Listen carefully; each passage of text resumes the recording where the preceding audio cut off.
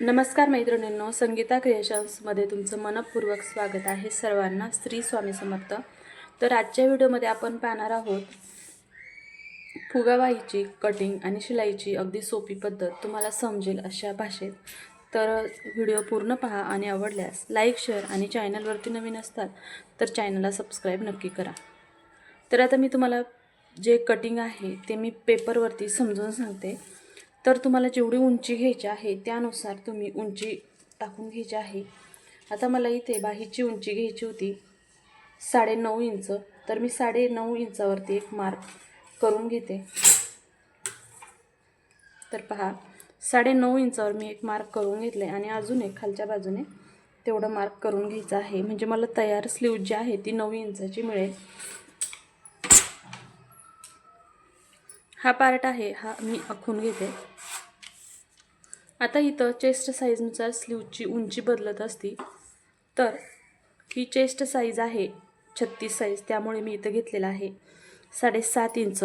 आता ही चेस्ट साईजनुसार उंची किती कमी जास्त घ्यायची याचा व्हिडिओ मी चॅनलवरती अपलोड केलेला आहेच. त्याची लिंक मी हवं तर डिस्क्रिप्शनमध्ये देते, ती तुम्ही पाहून घ्या. म्हणजे चेस्ट साईजनुसार ही जी बाहीची रुंदी असते ती किती घ्यायची आणि कॅप हाईट किती घ्यायची हे तुम्हाला समजून जाईल. तर पहा, इथे मी कॅप हाईट घेतलेली आहे 3 इंच.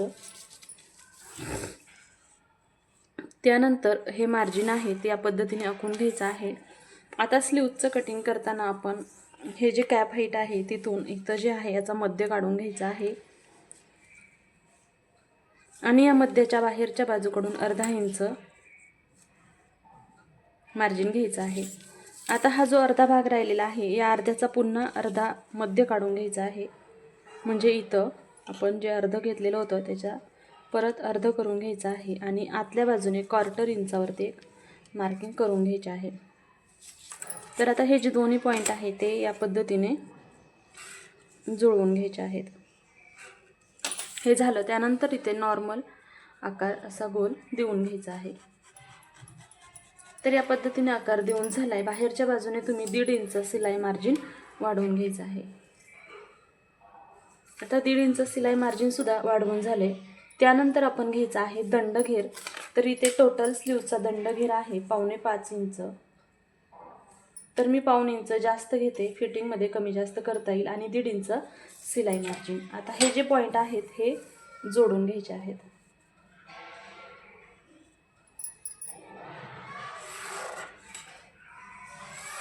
तर पहा, हे पॉईंट जोडून झालेत. आता त्यानंतर आपण टाकणार आहोत फुगाबाईची मेन प्रोसेस. तर फुगाबाई ते 3 इंच, 4 इंच ते 5 इंचापर्यंत तुम्ही बनवू शकता. पण खूप मोठा पफ हवा असेल तर तुम्ही 4 ते 5 घ्या. पण मीडियम साईजचा हवा असेल तर तुम्ही 3 ते 3.5 भरपूर होतंच. तर मी इथे 3.5 इंच घेत आहे. 3.5 इंचावरती ते एक मार्क केलेला आहे. त्यानंतर हा जो स्लीवचा मधला जो पार्ट आहे हा किती इंचाचा आहे? 4 इंचाचा. तर तो इथे काढून घ्यायचा आहे 4 इंच. म्हणजेच थोडक्यात स्लीवचा मध्य काढून घ्यायचा आहे. तर इथे मध्य काढून घेतला आहे. त्यानंतर ही जी लाईन आहे ही आखून घ्यायची आहे आणि हा पॉईंट सरळ खाली या पॉईंटला जुळवून घ्यायचा आहे, जो आपण मध्य काढलेला आहे त्या पॉईंटला. आता हा पॉईंट जुळवून झाल्यानंतर हा जो पॉईंट आहे या पॉईंटपासून या पॉईंटपर्यंत पुन्हा या पॉईंटचा मध्य काढायचा आहे. मध्य काढल्यानंतर इथे हलका असा गोल या पॉईंटपासून आकार देऊन घ्यायचा आहे. आता या पॉईंटला जुळवून घ्यायचं आहे आणि त्यानंतर हा पॉईंट या पॉईंटपर्यंत अशा पद्धतीने डाऊन करून घ्यायचा आहे. एवढं सोपं आणि सिंपल फुगाबाईचं कटिंग आहे. तर आता आपण कटिंग कसं करायचं ते पाहूया. त्याआधी हे समजून घ्या की मी इथे हे डार्क का केलं आहे. तर हे डार्क जे आहे इथपासूनच वरती आपण प्लेट्स टाकणार आहोत. तर आता इथे थोडासा भाग तुम्हाला पसरट वाटत असेल तर तुम्ही थोडं वरच्या बाजूने असं गोल आकार देऊन घ्या. म्हणजे फुगा जो आहे तो अजून व्यवस्थित फुगून दिसेल. म्हणजे थोडक्यात काय, जर पसरट घेतलं तर कमी प्लेट येतील आणि थोडंसं गोल करून घेतलं की प्लेट जास्त येतील. तर आता हे मी कटिंग करून घेते. आता ही जी स्लीव्ज आहे याला फ्रंटचा आर्मोल आहे तो शिलाई केल्यानंतर देऊन घ्यायचा आहे, आधी द्यायचा नाही. तर आता हे कटिंग करून झाल्यानंतर हा जो पॉईंट आहे याला सेंटरला इथे छोटासा कट देऊन घ्यायचा आहे. म्हणजे आपल्याला प्लेट्स कुठपासून टाकायच्या आहेत ते लक्षात येईल. म्हणजेच दोन्ही बाजूला हे येईल. तसंच सेंटरला सुद्धा एक कट देऊन घ्यायचा आहे. तर पहा या पद्धतीने हा कट आणि हा कट आणि हा कट हे तिन्ही कट मेन आहेत. आता हे असं पेपर पॅटर्न मी ब्लाऊजच्या कपड्यावरती अस्तरवरती ठेवून कटिंग करून घेते आणि मग तुम्हाला शिलाई कशी करायची ते आपण समजून घेऊया.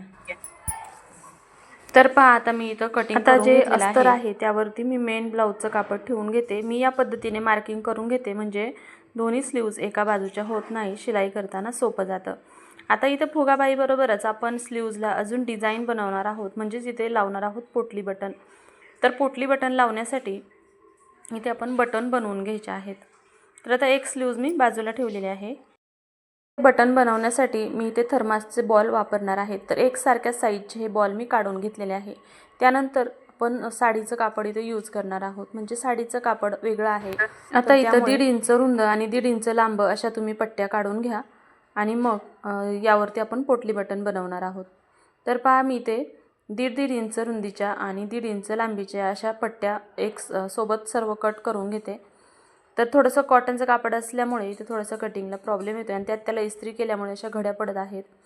तर पहा आता हे जे चौकोन तुकडा काटलेला आहे त्यामध्ये आपण थर्मासचा बॉल टाकायचा आहे आणि दोऱ्याने याला व्यवस्थित गुंडाळून घ्यायचा आहे आणि 1-2 गाठ पण देऊन घ्यायचे आहेत, म्हणजे तो दोरा निघणार नाही. या पद्धतीने सर्व पोटली बटन बनवून घ्यायचे आहेत. तर एकदम सेंटरला पहा इथे बॉल ठेवायचा आहे, व्यवस्थित बॉल गुंडाळून घ्यायचा आहे आणि मग दोऱ्यानेही याला व्यवस्थित गुंडाळून घ्यायचं आहे.